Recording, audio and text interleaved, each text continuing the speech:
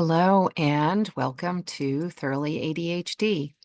I'm Alex Delmar, a certified coach and person living with ADHD, and I'm here to share the things I've learned with you. In this episode, I'll be talking about keeping track of information. As I've mentioned before, I relocated a while ago. I've made a few friends here, but after a mini reunion with old friends over the holidays, I've been feeling a little bit lonely.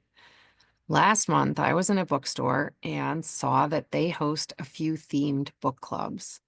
I've met new friends in a book club before, so I excitedly bought the next books on deck for two of them. A couple of weeks later, I checked back for the meeting dates and to see which book was coming up first. Carefully stacked the books on my nightstand with the one for the next weekend on top. At least, I thought I did. No, I was sure I did. That Friday night, I stayed up way too late to be sure I would finish the book.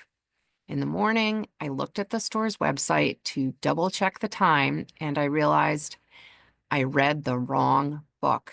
Damn it. With no time to read the correct book and too embarrassed to show up without having read it, I was upset with myself, but I rationalized that at least I was ready for the next meeting a whole week ahead of time. The following Saturday at about 5 p.m., I realized I'd completely forgotten about the book club. I wasn't even doing anything fun or important. I just forgot. Well, disappointing. This wasn't a crucial matter, but if I talk about all the really important stuff I've forgotten, we'll all be depressed. It is the cardinal rule of ADHD that you must write everything down. I cannot stress it enough. The ADHD brain has a blinky memory and an inconsistent relationship with time, so that no matter how much you are looking forward to something, no matter how important it is to you, if you do not write it down and set reminders, you are risking forgetting about it, letting people down, showing up at the wrong place or the wrong time or with the wrong stuff. I mean, I still feel guilty that I missed the christening of my friend's son over 20 years ago, because what kind of lousy friend does something like that?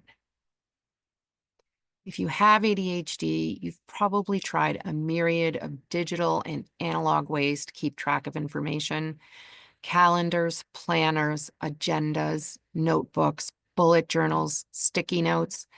I don't care how many you've tested. If you have not yet found a system that reliably works for you, you need to keep trying.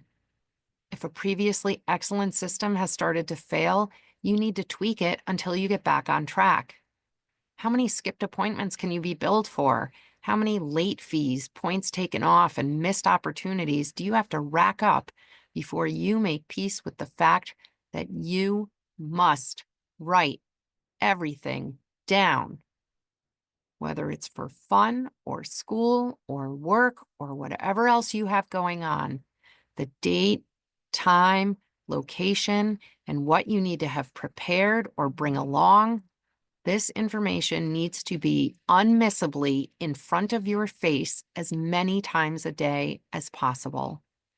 So a blotter calendar isn't going to work if you put stuff down on top of it, and a notebook won't work if you close the cover.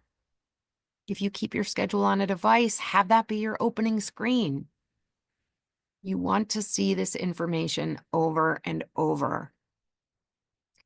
A few tips are: if the item is presented face-to-face or over the phone, do not let the other person go until you have entered all the information.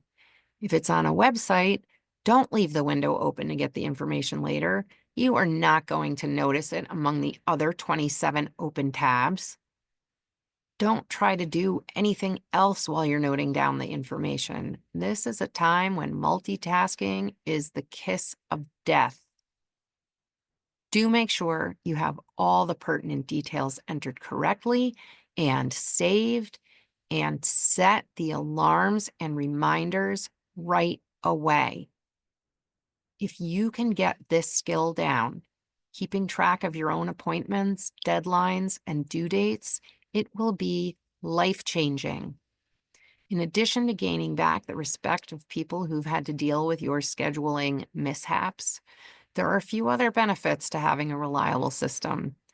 For instance, you don't have to waste half the day in waiting mode, and you'll have way fewer of those, what day is this? Am I supposed to be somewhere right now? Mini panics. Let me give you a reminder and a warning here. The ADHD brain works differently.